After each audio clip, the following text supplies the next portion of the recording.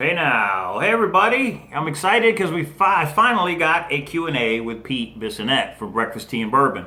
We sat down over Skype for about an hour, and he actually answered some questions. So I hope he answered yours, and I hope we can do it again sometime. So after the interview's over, I'll come back. We'll talk about a couple things. I hope you're as excited as I am. Make some popcorn, make some coffee, sit back, and take this one in. Without further ado, Pete Bissonette. Well, thank you, Pete, for taking time to sit down and have a chat. I know you're probably busy. You probably got that treasure hunt hotline ringing off the hook. Yeah, But yeah, thanks for sitting down and answering some questions, which I hope you do answer. So, yeah. Well, I'll do my um, best, and I got plenty of cash here. oh, nice. All So right. But do you have this? You're at work, aren't you? You probably I'm at don't. work, so I just have Yeah. this. I just have lots of money here. And the coins are the important part. So, Yeah, all right. That's exactly, okay. exactly.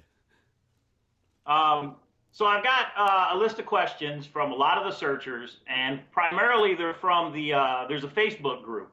I'm sure you're aware of it. It's Mm-hmm, called the Breakfast Tea and Bourbon Treasure Hunt on Facebook. mm-hmm. Um, and anybody out there that hasn't joined, I welcome you to go to Facebook, put in Breakfast Tea and Bourbon Treasure Hunt.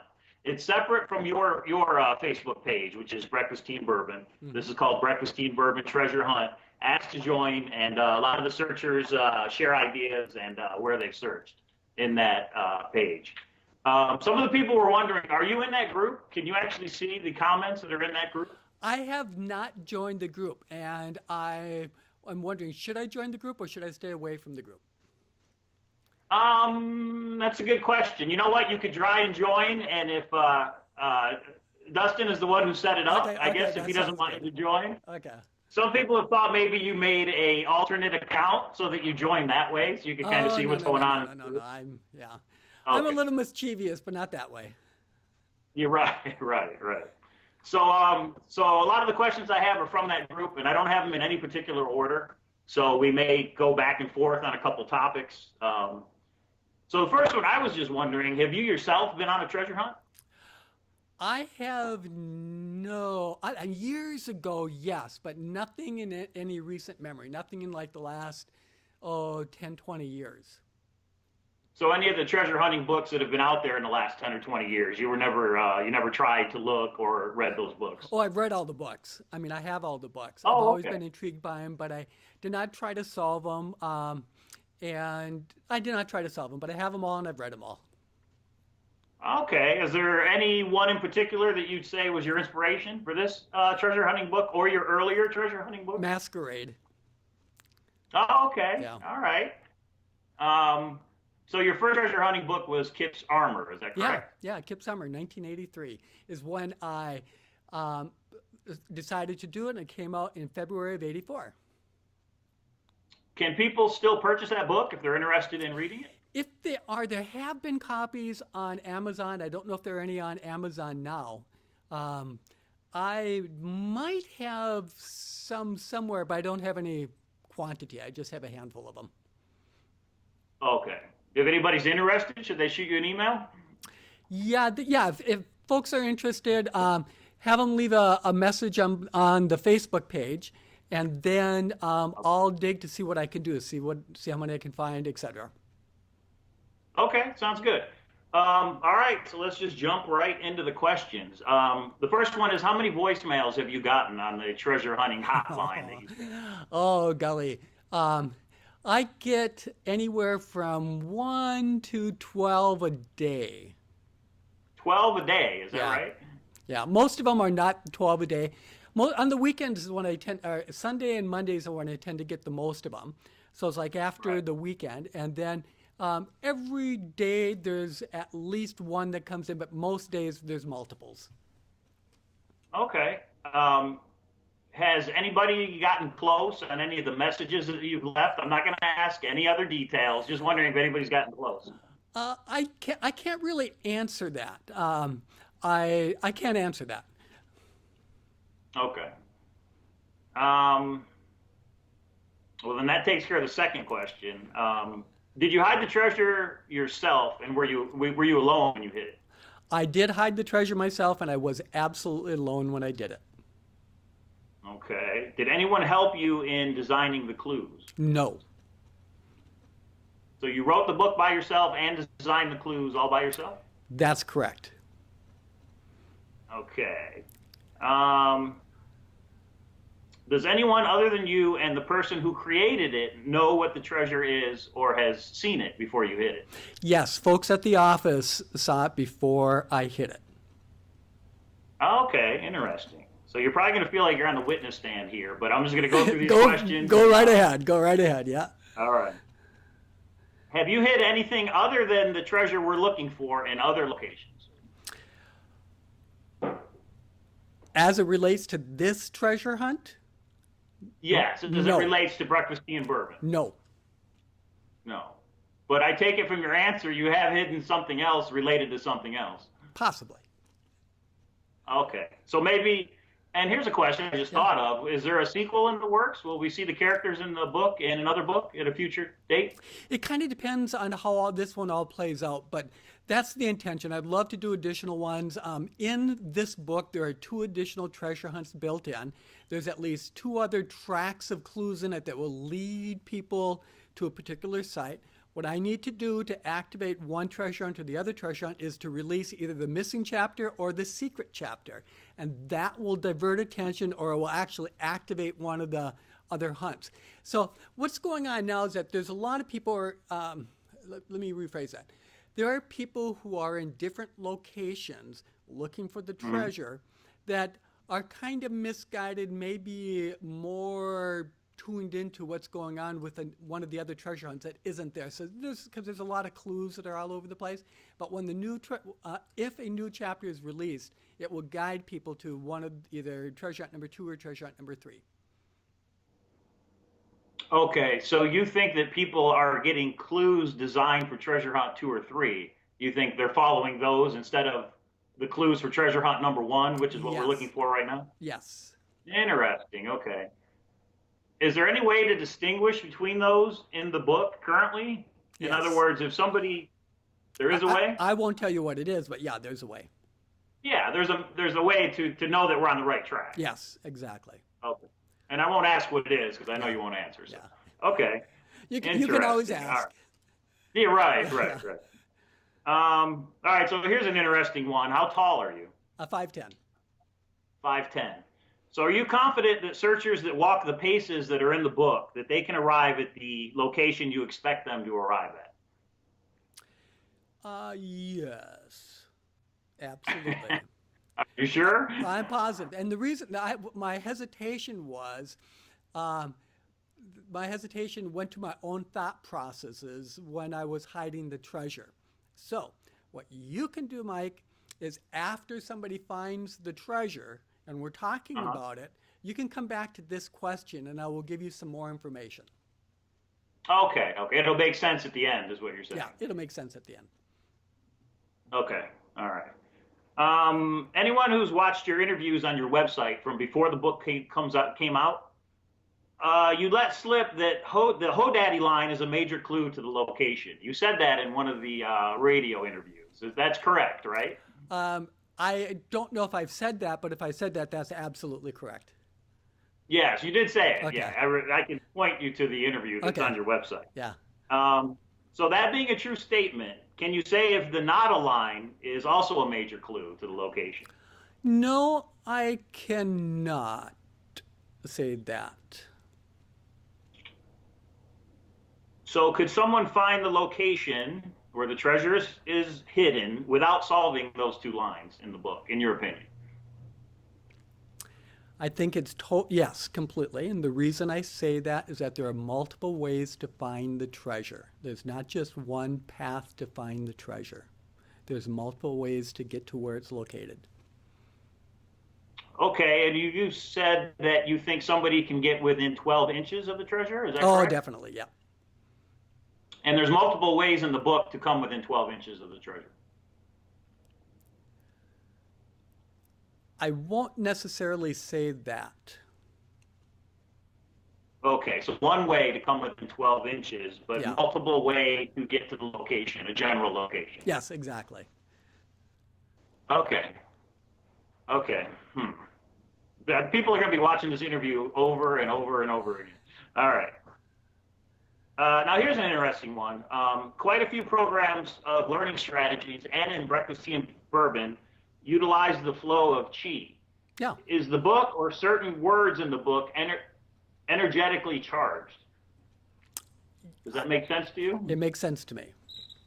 Okay. So is that a yes? That Yes. there are certain words Yes. or the book itself Yes. are energetically charged? Yes. So I'm assuming that's related to something that Learning Strategies has put out in the past. Yes. Well, Okay. I would think so. I'm not completely sure without having to. I mean, the very specific techniques and that. No, but yes. And that's No, not. but Yeah, and that's okay. not important. That's not necessary. That's not anything that anybody needs to know in order to find the treasure. Would you say that's one of the methods to find the treasure? A person would have to be really gifted in order to find it that way. Okay. All right. Fair enough. Do you think the treasure found in a national park has to be turned over to the government? I don't know. All right. I think that's more of a treasure question in general, but I'm not sure. Yeah. And the other thing is, I apologize to people. I don't know who submitted the questions, so that's why I Yeah. can't say who actually submitted these. Well, you answered this one. Somebody wanted to know how many people were on the team involved in writing the book, and how long did it take to complete? Well, okay, that's a good question as far as how long it took to complete. I started writing the book. I got the idea to do it in July of 2013. It was, I dinked with it through August and the fall and started diving deep into it in November, December of 2013. Did the first 30% in 2014, finished it off in 2015, and then went through the publishing process in 2016 and released in 2017. Did you already have the idea for the treasure hunt before you wrote the book? Were they related, or did you write the book and then decide to do the treasure hunt and insert the clues? It all kind of happened about the same time, and I don't know if one preceded another because I don't remember, you know, how memories can go one way or another. Mm-hmm. Okay. People have been coming up with reasonable solutions and searching all over the U.S. I Yep. believe you mentioned 10 different states in your video that you just put out recently. How can we as searchers distinguish between a false solution or an intentional dead end and the correct clues or solution in the book?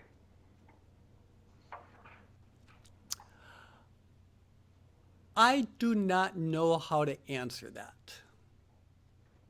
But I think you alluded to in a previous question, there is a way to know that you have the right clues. Yes, there is a way to know whether you have the right clues. Is there a way to know before you actually go boots on the ground and look? I'd like to say yes, Okay. and I'm not sure if the average hunter is figuring that out.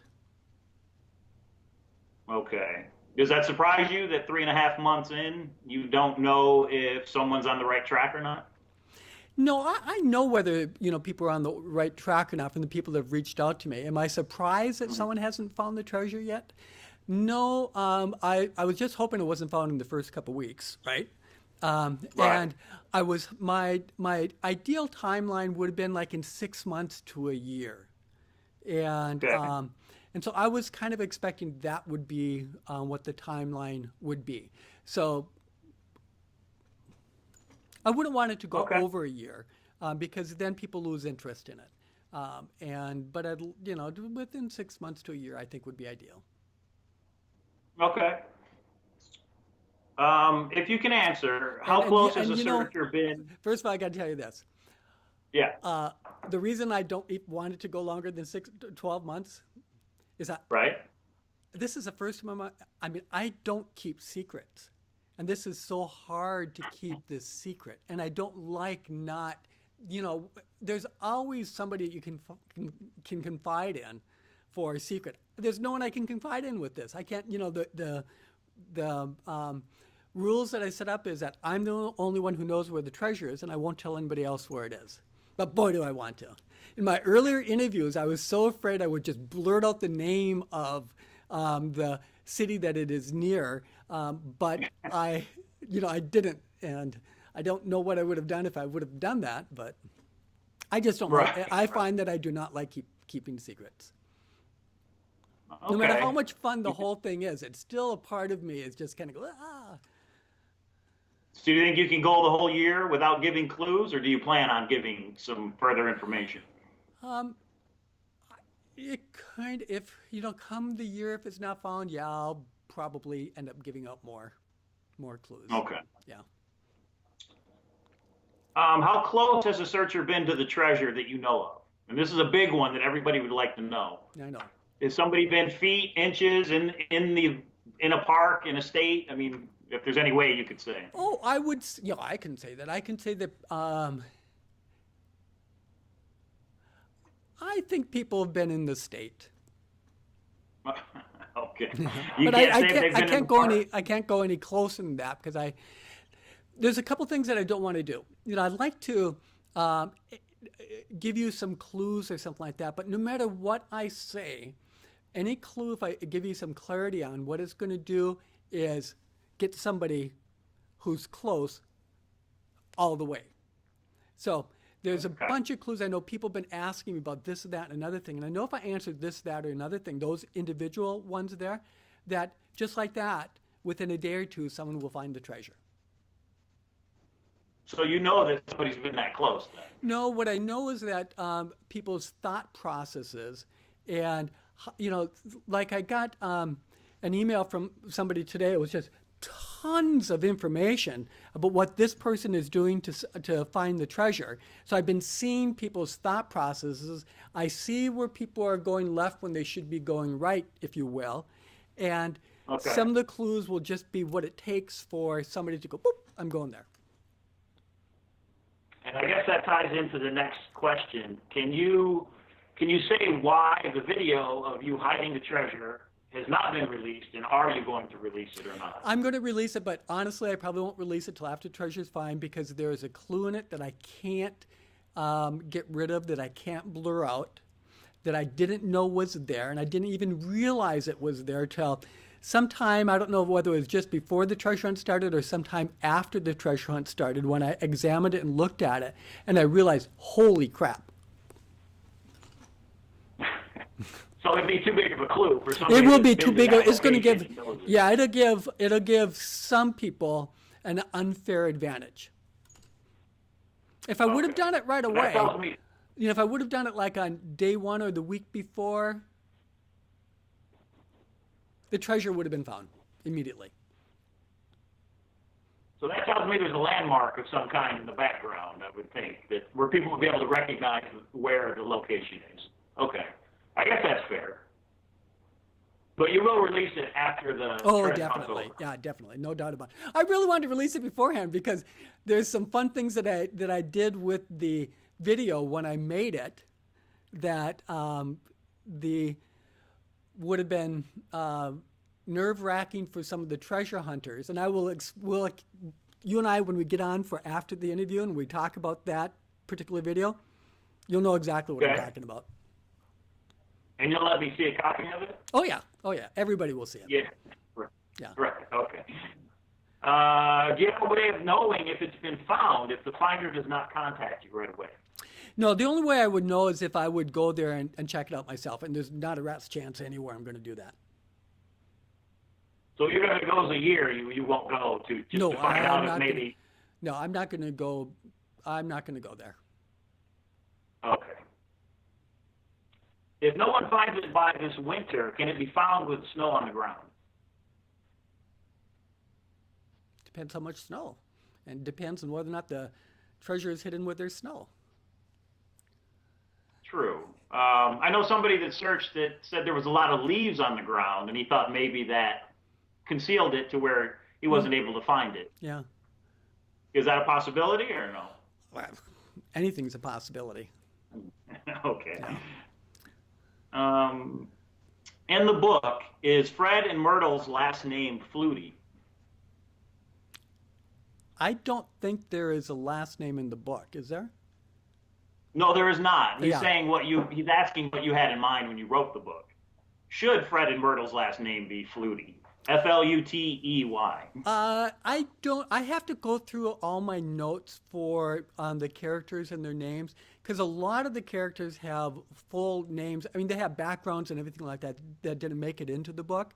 And I don't remember about them. You know how much background that I have on them if they have a last name. Some of the characters do. There's last names that have not shown up in the book. I know that. And some of them don't, just as I was kind of building it and taking notes on it. Okay. If you can confirm, what we think is that the line in the book, a bourbon sidecar, a Bronco bruised, a ribbon scoured, that was a hint to us searchers to look for anagrams in the book. Was that a true statement? Well, that could be a true statement, or else maybe it's me being a little bit mischievous. It's since there were anagrams in the book, I think it's a true statement. Okay. But can you say if there are any other hints in the book that clue us into or hint at the methodology of other clues that are in the book? Oh, that's a good question. So,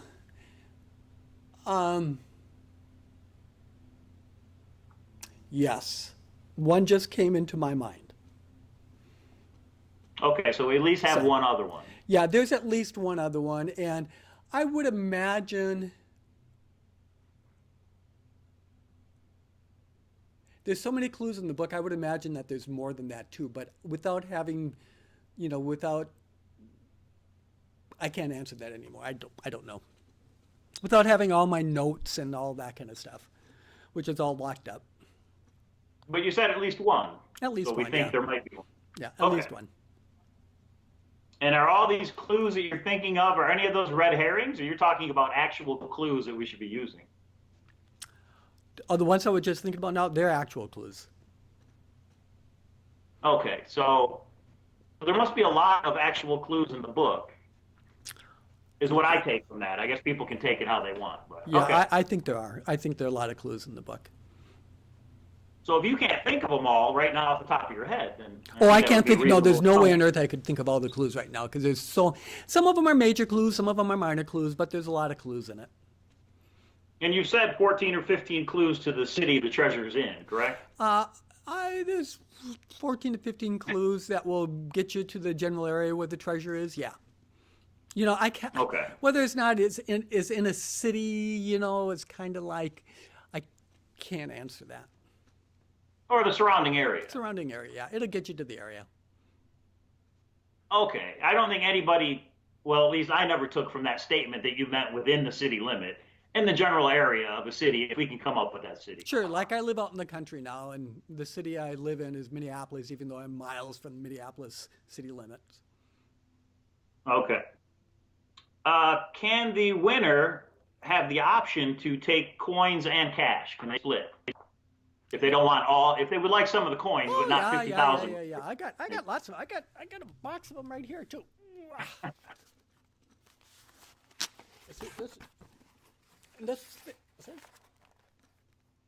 Nice. Yeah. So each box weighs about 20 pounds. Have you ever thought of actually hiding the box, maybe for one of these future treasure hunts? Yeah, and you know why I won't? Let me put this down first. The reason I won't is because then what if somebody finds it and they don't want to be known that they found it? Oh, I see. Yeah. They can just take it and not tell anybody. Exactly. Because it's kind of like the Masquerade treasure hunt. Remember? On that one, he hid that golden rabbit.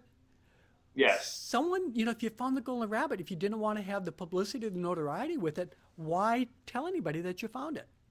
I want to make sure that I meet the person who found it. I want to shake their hands. And I want to make sure that everybody else knows that it's for real and that the treasure is out there and somebody actually found it. And then we can do it again, right? We hope. Yeah, we could do it again. Yeah, if enough of these little books get out there, we'll be doing it again. So do you already have plans for another treasure hunt? Kind of clues, a general sense of what you're going to do? Oh, I have lots. Yeah, I do. Oh, okay. Yeah, definitely so. Does the eventual finder, do they have the option to keep the treasure that you hid along with the cash? But do they have the option to keep it, or do you want to turn it back in? I really like to have it myself. That was what the Okay. intention was, that we'd get the treasure back, because I'd kind of like to be able to use it Okay. in the future. So, So you may hide it again, possibly. possibly. Okay, but we'll know what it is at that point. Oh, So, okay. definitely so. You're going to love it. You're going to absolutely love it. I'm just so pleased and happy with it. Here's an interesting question. If somebody were to take the coins instead of the cash, do Yeah. you think the coins will increase in value over the years? No, well, they might like any coins. These are just regular U.S. dollar coins. So I got them, I got them from the mint, from the Federal Reserve, and I should just put them down. And you can get them from your bank. They're gold, and some of them have the presidents on the back of them. And Right. this is the president. This one's Abraham Lincoln, and that's no clue, by the way. Yeah. So the ones that you haven't opened, those are uncirculated though. They're in the rolls, correct? They're in the rolls, but they're not necessarily uncirculated, because Oh, okay. when I ordered them, they had to wrap them for me, Oh, I see. Okay. and it took months to And get them. or how long? Months, 3 months, from when I placed Oh, the you had order to till I actually got it. order them. You couldn't just go to the bank and say, "Here's 50 grand, give me some coins." No, and guess what? The bank will not take the money back. They will charge me to take the money back, because what do they have? They have no use for 50,000 $1 coins. Most banks, they have what, maybe 10,000 bucks in their banks. They only keep enough cash on hand for what they need in the coming days. So what will end up happening is, if I return this money to the bank, they would charge me to unroll them, to count them, and then for the Brinks truck to ship it to the Federal Reserve Bank. I had to pay for the Brinks truck. They wouldn't bring it to my house, but they brought it to the bank, and then I put them in the back of my car. Oh, that's crazy because it's Yeah. legal tender. I mean, you can Oh yeah, spend you can them. spend. and Oh yeah. I've been spending some of this. You just some of can't these take it open to the ones. bank and You try can't- and give it back. Well, you can Okay. take it to the bank, but they're yeah. That's That's, interesting. yeah, that's Okay. why, probably what I would do if I were the treasure hunter who finds the treasure, I'd keep one box of 1,000 coins.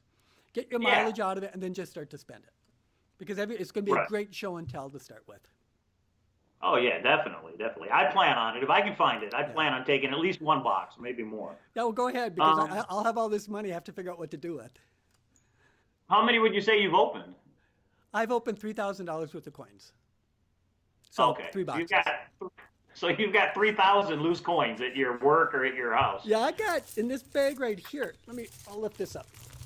This is about 1,500 coins, $1,500 worth of coins right here. Ah, that's crazy. Yeah, about 30 pounds worth. A big sack of potatoes. Right. Okay, so to get back to the book a little bit, in order to find the treasure, would you say any research is needed outside of the book other than looking on a map? Any research needed outside of the book other than looking on the map? Or is the book No. self-contained? where the clues make sense The with thing is the book? completely self-contained, and doing research outside of the book can help you. So it helps, but you think somebody just having the book and Google Maps could find the location? No other internet research needed. I know, but internet research will definitely help. Okay. But it's not needed. I wanted to make sure that the book is something that's really solvable, and that you don't need a whole lot of other stuff for it. But there's other tools that will get it, and there's other ways. Like there's some additional clues that I could release outside to help someone find it, or there's some Googling that you can do to find additional clues, but they're not needed. Are you saying that there's a website or something set up that would help specifically for the book, other than research? No, I'm not saying that. What I'm saying is Oh. that on research that you would do to non-learning strategies websites. Okay. Here's one I'm sure you're going to answer. Is the treasure in water or on land? Or maybe you will. Well, let me It's think. not like it narrows it down. It really doesn't narrow it down. No, it's if I haven't said that it's on land, I will say now that it's on land. Oh, okay, thank you. And then the second part of the question, could it be up in a tree somehow?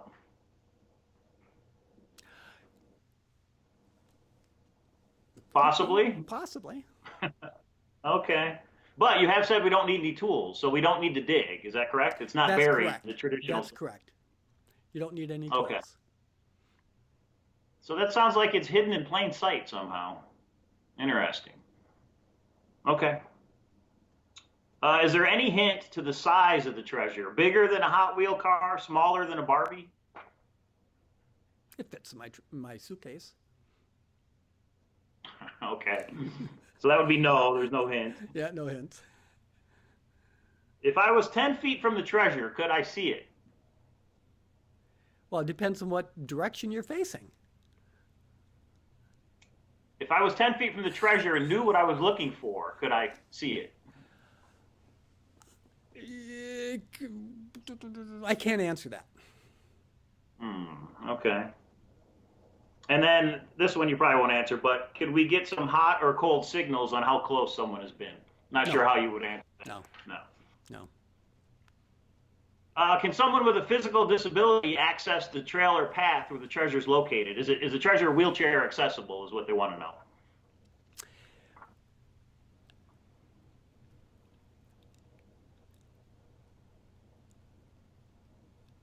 It could be wheelchair accessible, but you need to have a friend. Okay. And then I guess that ties into It'd be tough for someone in a wheelchair, but if they have a friend, yeah, you could do it. I tried to make because it I know easy and accessible, and I wanted to make sure that it was something that people wouldn't hurt themselves getting it, that it wasn't something you'd have to deface any property, that it was something that, it's is really an accessible and findable treasure. we don't have to trespass, so it's definitely not on private property, correct? Correct. Is it a location that's open 24 hours, or could it close? And I don't know. I really don't know the answer to that. then this I one don't ties know. in with the wheelchair question. Can you define what you consider a rock formation to be? Because I know the characters in the book either go around or look for a rock formation. No, I don't. I don't know how to answer that. Rock formation could be anything with rock. Natural rocks or man-made rocks?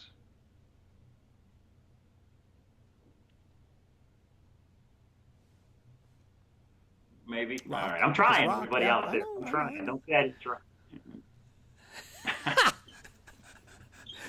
I thought he was going to be drinking during this interview. I thought we might get something out of him that way. Well, that was actually my intention was and I have up at the office a bottle of Buffalo Trace, but when we got down here, I'd forgotten it. Because I'm on a different floor from where my office is. Oh, okay. Are there any clues in the Kindle version that are not in the book, or are the clues different between the Kindle and the book, or vice versa? I can't answer that question. And is there an audio version of the book? Yes. And they ask the same question: is the audio version, are the clues different between book, Kindle, and audio? I can't answer that. All right, so this ties into that cipher. You know what I'm going to ask. So all I'm going to ask for is a yes or no question, and I'll leave it alone. Are the numbers being different in the cipher between the Kindle and the printed book intentional? Yes or no? Okay, well, I'm not going to give you a yes or no. However, let's say that it's intentional. You have to figure out what that means. Let's say that they're not intentional, that one was an error. Then that means that error is a red herring. You have to figure out which one's the real one and which one's not the real one. Well, a lot of people think it was a mistake, and you just don't want to admit to it. I mean, to me, it wouldn't be your mistake. It would be whoever set that up. But So it's possible it's a mistake, but you won't tell us which one is the correct one that we should be going with, in other words, that we should be trying to solve. Would you say the cipher line is solvable, like the Hodaddy clue? Not in the same way, but is it a Oh, clue that's yeah. solvable? I would say I think everything is solvable. What's going to be really interesting is when, first of all, here's what I want to do. When someone finds a treasure, and I hope they don't tell other people where the treasure is right away. Because what I want to be able to do is to have another contest over like a 30-day, 60-day, maybe 90-day period where people can submit their solution, and we'll have another prize for that. So we'll pay the money out to, whoever finds the treasure. We'll do the whole big thing, but we won't release the clues if the treasure hunter, he or she, has not told anybody about it, because that way everybody who's so close, everybody who is just that far away from it, they'll still have that opportunity to win something. So you're saying after it's found, if the person doesn't disclose the location or how they came up with the clues, you'll take like email submissions or what people's guesses are? Yeah, it'll probably be email submissions. We'll set something up, and then what we'll do is when people can submit the solution, and it's not just where it is, but how'd you find it? Because if multiple people submit the same clue or the same how they found it, then what we'll do is either have multiple prizes, depending on how many there are. But if there's a lot of people that are really close, then we'll take the ones who are the closest, who have done the best in unraveling the book. I'd love to see that, and I'd love to see other people rewarded for being so close, and maybe they're just not there yet. That's a good idea. That would be interesting. Because that way it becomes, right now, the problem with Breakfast Tea and Bourbon, is that it's not a true armchair treasure hunt in that you have to get out of your chair, right? You got to get off the couch. So for those who don't want to get off the couch, for those who are out there and they think they know, they're just not going to spend the time and money, or they don't have the resources to go find the treasure, we'll give them a way that they can win. That's providing that the person who finds it keeps mum on it. And that'll be on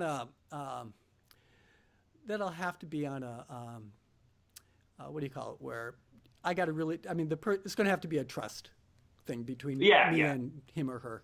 Right. And I see what you're saying. Man. Yeah, and I think the person who finds the treasure and who turns it in, I think we're going to be able to trust them just because of the nature of the treasure hunt and all that kind of stuff. And I love the people who I've been hearing from, all the letters, the emails, the photos, the voicemail messages, and all that kind of stuff. It's just been so cool to hear everybody's stories, and I keep wondering how I'm going to be able to release those at some time in the future. It's just that it will take hours and hours and hours, if not weeks and weeks and weeks, to kind of compile them and put it all together. But I think there's a really cool story there, a lot of cool stories. And you mentioned in your newest video that there's somebody that's in a state and you have no idea how they got there. Well, there's not a whole lot. There's a bunch of people in a particular area, and I have no idea how they got there. So give me a name of a city off the top of your head. Detroit. Okay. Where I'm from. Detroit. Give me a name of another city. Chicago. Okay. I can see how people get to Detroit, right? Because there's clues and different ways that will lead you to Detroit. But I have no idea how anybody can get to Chicago. And there are people in Chicago looking.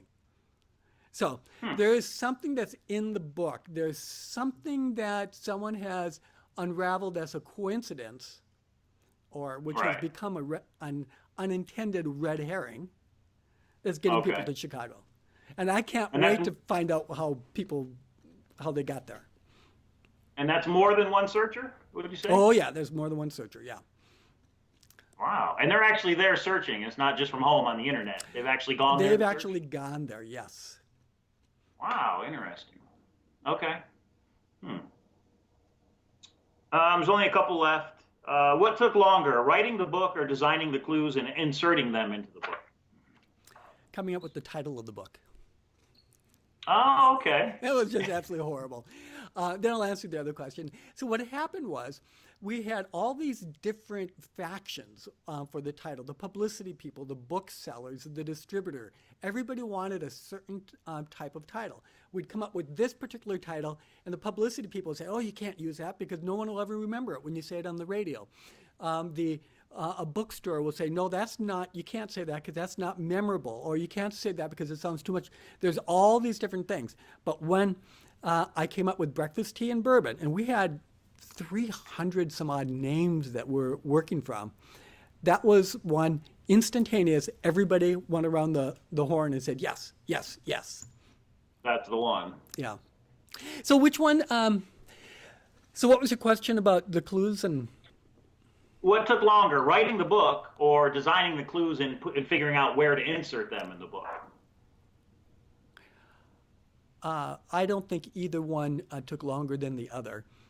It was just as I was writing it, everything was coming together. My mind just works that way. So it was like I was doing the clues and I was creating everything, doing the my research, doing all the things that I have to do, the math or what have you, in order to put everything together for it. And it all pretty well came together, and it came together in a way that I was really happy with, and still am very happy with it. Okay. And have you written?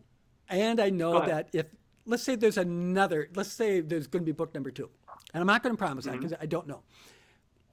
The way to sell book number 2 is going to be so radically different from this book.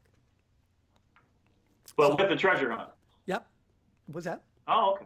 But with the treasure hunt, it would include a treasure hunt? Yeah, if there is a book number 2 and it has a treasure hunt, how you solve it is going to be so different from this one because there's so many different ways to use clues and how to put it in that it's just been kind of fun to be thinking about it over the last few months.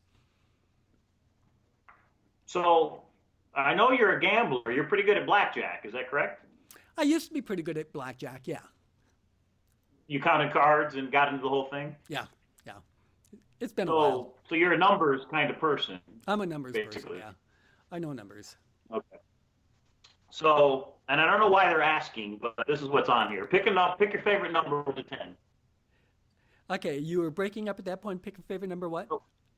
1 to 10. Pick a favorite number 1 to 10. Okay, I just got a bunch of coins. Okay, 1, 2, 3, 4, 5, 6, 7, 8, 9, 10. Okay, so I have more than 10, so 10. All right, so you're not gonna pick your favorite number. That's my favorite number. So I think I'm in the moment. That's my favorite number. All right. So we're who are your favorite literary characters, books that you've read? Oh, I got my 2 favorite books. My 2 favorite books are Island of the World and Jitterbug Perfume. And I think I've talked about both of them in the in different interviews that I did. I know I've talked about Jitterbug Perfume because Tom Robbins, he gave, when I was asking him, if you read any of his books, I can read super fast. When I read his stuff, I read it so slow because every single sentence and every phrase is so beautiful, and some more than others. Some of them I just read the paragraph over and over again. So I was asking him, how do you write like that? What's your process and all that kind of stuff? And it was just beautiful the way that he said that he writes very slow and that he doesn't go off from one sentence to the next sentence until he has a complete thought from the first one, and it's his ideal sentence, and then there's a handoff, a handshake between one sentence and the next sentence, and it goes from there. Interesting. Would you say you try and emulate his writing style?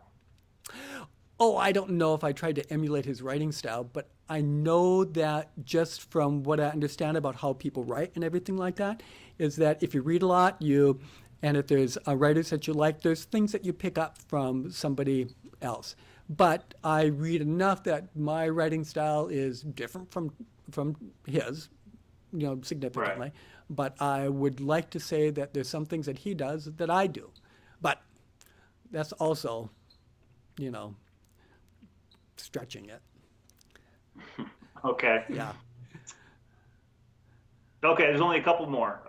Going back to the book, the story in the book. Yeah. Is there an actual book? Is there an actual book that Nels is referring to when he talks about the murder in chapter 6? A real life book that maybe we should be looking for. I'm not going to answer that. Is the League of Uncommon Gentlemen based on a real club? No, I'm not going to answer that either. The straps that are used to lift the frogs, do the colors of those straps have any significance? I will answer that. Okay.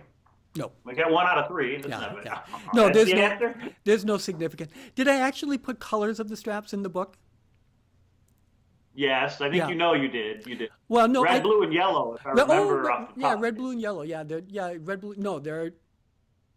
Okay, so I'm going to say there's no significance to it. There might be, and I may have just forgotten it, but it's not a major significance. Okay, but that story's true. You did put the frogs in where you live, in your backyard, correct? Yeah, with a red, yellow, and blue strap.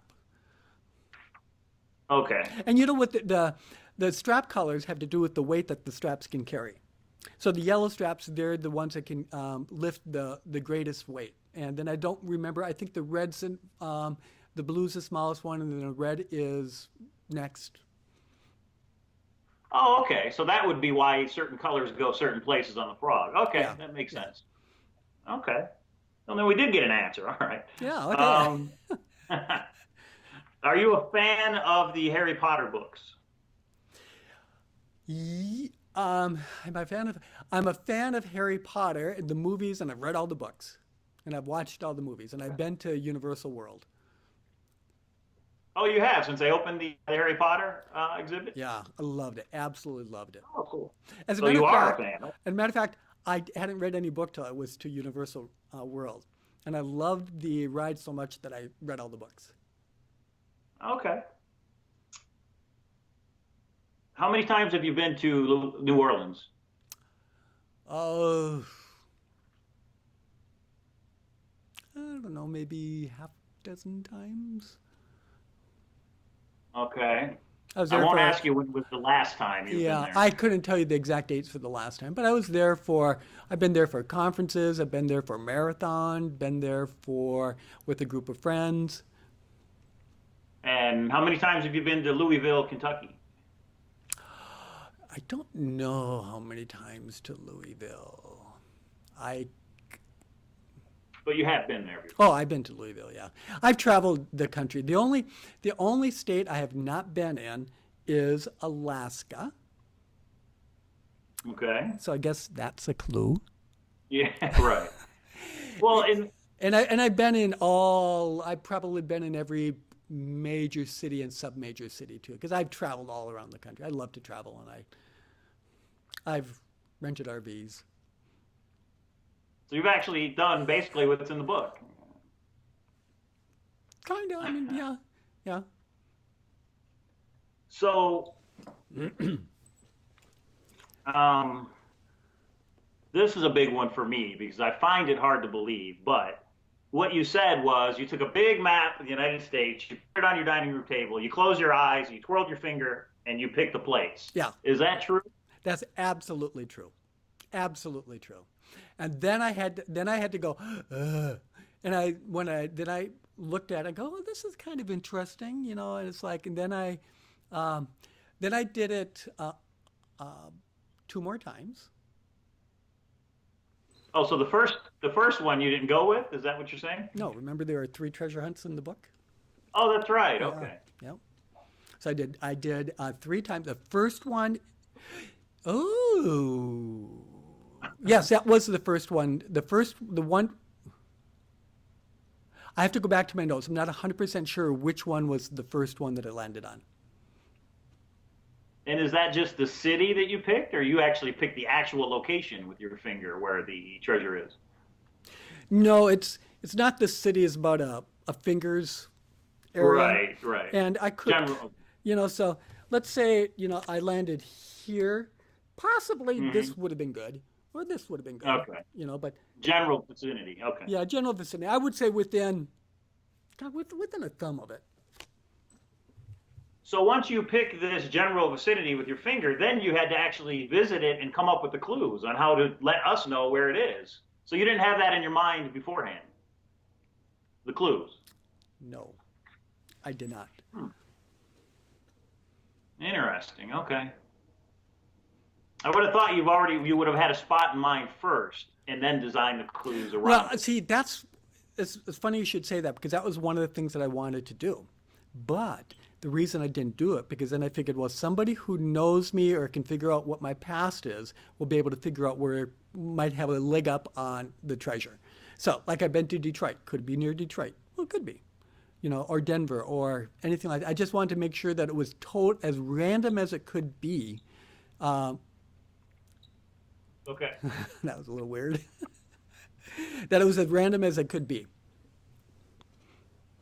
1 second. Okay, the sound went down a little bit. Can you hear me? Yeah, I can hear you. Okay. Yep. Okay, as long as you hear me, I can hear you. It's just faint for some reason. Oh, nope. Everything should still be good. Okay. Okay. Just about done. So the treasure hunt started February 9, 5:08 p.m. Central Time, correct? Yes. And you won't say if that's a clue or not, right? No. But when we have our interview after the treasure is found, let's talk about it. Okay. You'll find it. So that's it for the questions. Here's my idea. Yeah. I'll run this by you real quick. If we go 6 months from when the treasure hunt started, if we go to August 9, 5:08 p.m., my idea is that you release a state where the treasure is not located. You eliminate a state. And then maybe every week or maybe every month thereafter, you eliminate a state. And that way it would help narrow down for the searchers a search area, I guess. An idea. I think that's an idea, that I think is a neat idea, and I have to think it through. But off the top of my head, I can't think of any reason not to start doing that. So maybe not like in August, but maybe in September, like right after Labor Day, or which is in September. Yeah, Labor Day. Decide, right. Yeah, I won't promise that, but yeah, that's definitely something that is reasonable. Because I remember when the treasure hunt first started in some interviews, you said all 50 states. And then in one of the news programs, the news interviews, you let slip it was the continental United States. Yeah. Correct? Yeah. Okay. Well, So we that's all I we got rid of 2 states thank you already. very So much. that gets us into November. Okay. Oh, say it again.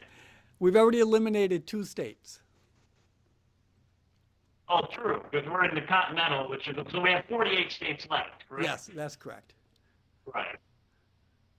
Okay. Well, I want to say thanks, Pete. Thanks for sitting down and having a chat with me and kind of answering some questions. I think some of it was pretty good. I think people are really going to want to listen to it. Good. So we had talked about possibly doing a special offer for folks. Would you like to do that? Yeah, definitely. What do you got in mind?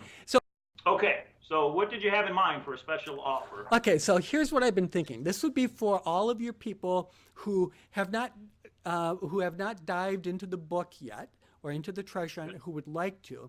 And because you talked about, the numbers and letters, the ciphers at the end of the book being different between the physical book and the ebook, how about if we do this? We do a special offer where you can get the physical book, and we'll give you an ebook, and we'll give the Finding Treasure Paraliminal. Now, okay. You remember what this is. So the Paraliminals, it's a line of programs that we do here at Learning Strategies. They're designed to help you learn new strategies and new ways to respond to what's going on in your world. We we have a process to get deep into your inner mind, your non-conscious mind. That's where your behaviors hang out, where your emotions hang out, to help you make the changes that you want. So we have things to do, everything from for yourself, from anxiety to conquer procrastination, self-discipline, self-sabotage, so on and so forth. It's got 50-some different titles. We created one just for the book. It's called Finding Treasure. And it's actually not just for a book. What it's designed to do is to help stimulate your own imagination, your own creativity, your own ability to look for treasures that are in your life. Whether the treasures are in your work, whether they're in your relationships, whether they're physical, like you want to attract a new home into your life. So that's what we created the Finding Treasure for. And it's also designed to help somebody with the confidence to be able to solve breakfast tea and bourbon, and to be able to keep them in a state of mind so that they're always optimistic that they're able to do something with it. So we'll give this with it too. This would be in their online library with the ebook, and then the physical book will ship out. And what we'll do is we'll do all three of them for $15. That includes shipping. So for $15, you'll get the physical book, you'll get the ebook, and you'll get the Finding Treasure Paraliminal. This is regularly $30. You can go to our paraliminal.com website to get it. To get all that for $15. And to get that, and we'll keep this open for the month of June, to get that special offer, just go to breakfastteaandbourbon.com, the book's website. So breakfastteaandbourbon.com/treasure. If you go to that, there'll be an order bar there so that you can order it, and we'll ship it out for you right away. Then you can start playing with that. And then if you're new to the treasure hunt, how would you solve it? First thing I do is I'd read the book for fun. So you understand what the story is. Just read it for pleasure. Don't try to figure it out as you go along.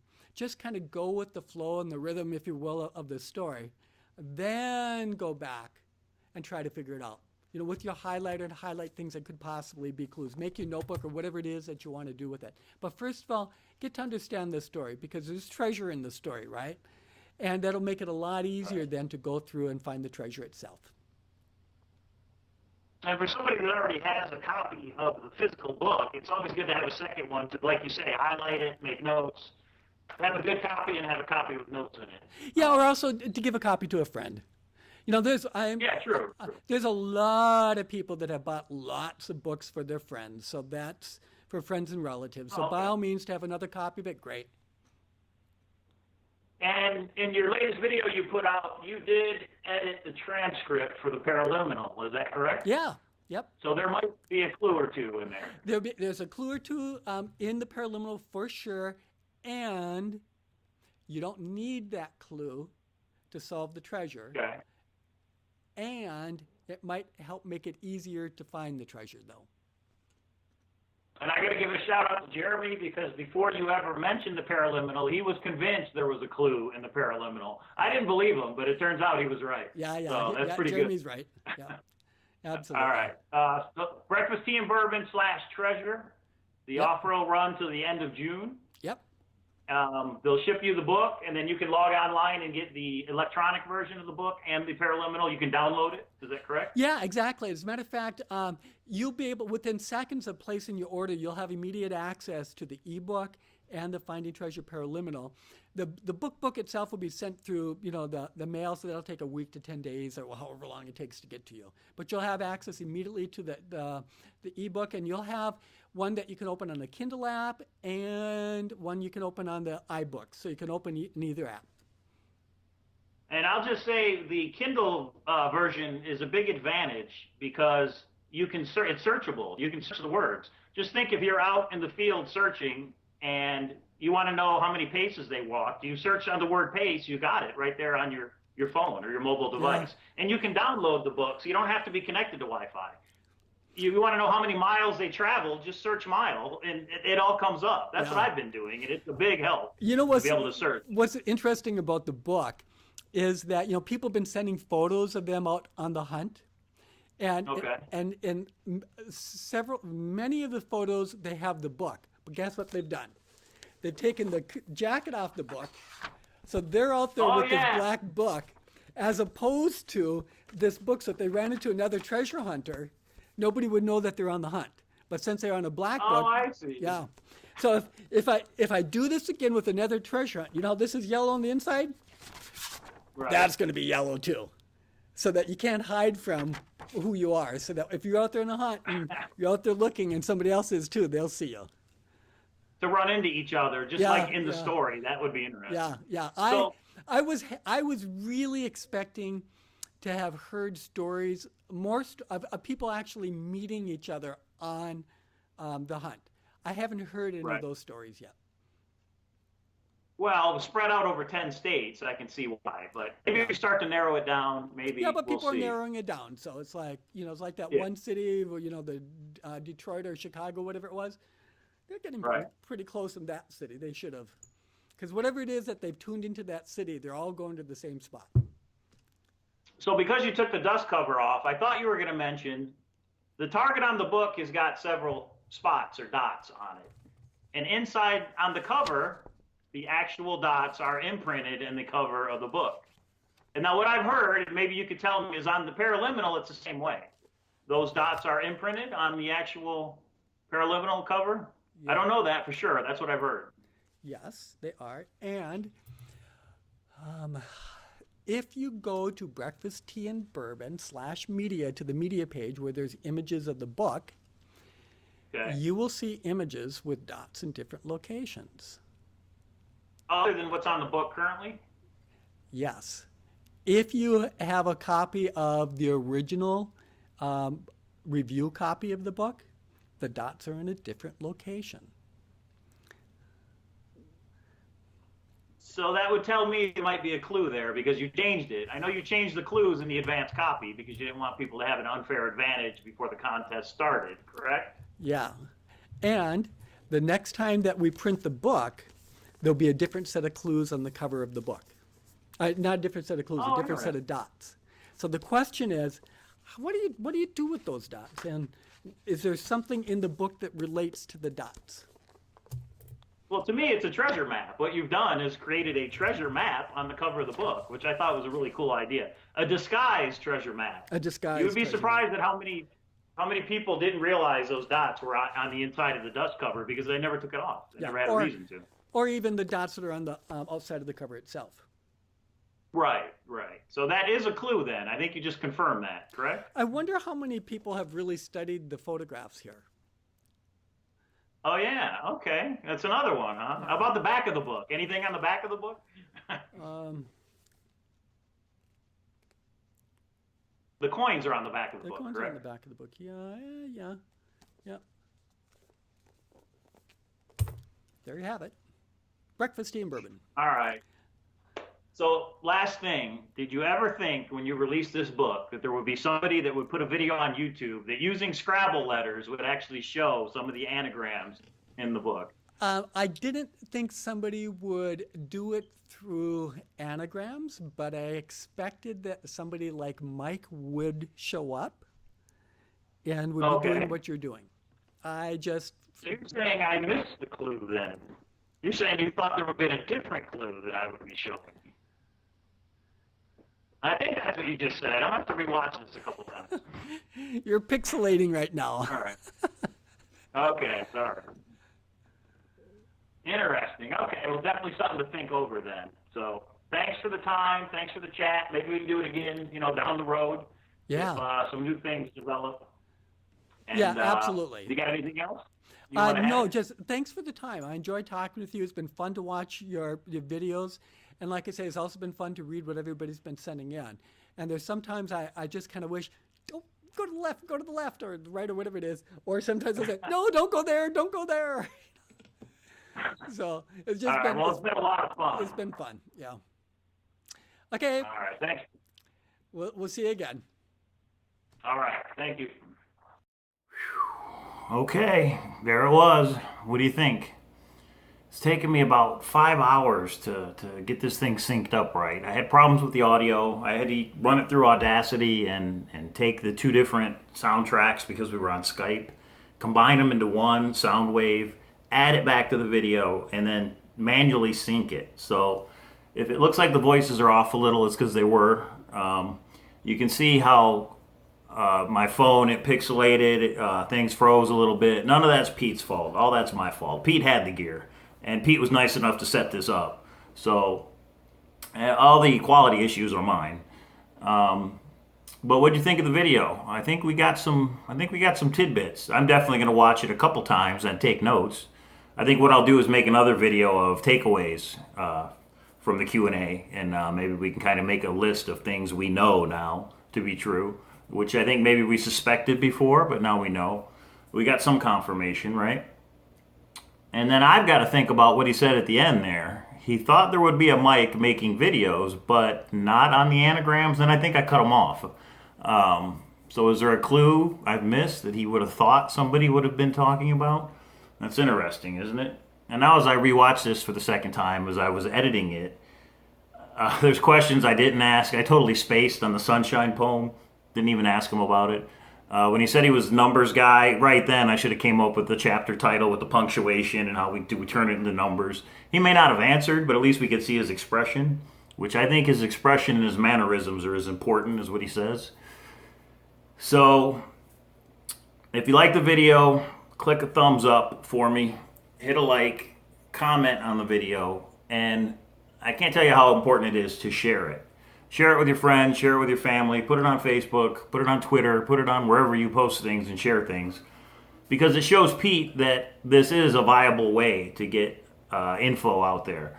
And then if it gets enough views and he sells some books, he'll want to come back and do it again. And you know, as far as his book offer, I think it's a pretty good deal. The printed book, the Kindle version, and the Paraliminal, $15, and that includes shipping to ship the book to wherever you're at. I'm going to get it because I don't have a copy of the printed book. I have the Kindle, I have the Paraliminal, but I want a copy of the book. Like he said, he has all the treasure hunting books. That's what I want on my shelf right here. I want all the treasure hunting books. So Kindle is awesome to have when you're in the hunt, but when the hunt's over, I want a copy of the book. So I'll be putting in my order for the book. The one that I had, I gave away. So order it. You know, even if you have it, give it to a friend, like he said.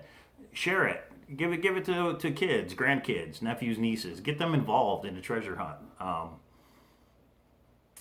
I think it's a good thing that he did. I like the treasure hunt. He says the book is full of clues, so full of clues he can't remember them all. So that's something to think about, definitely.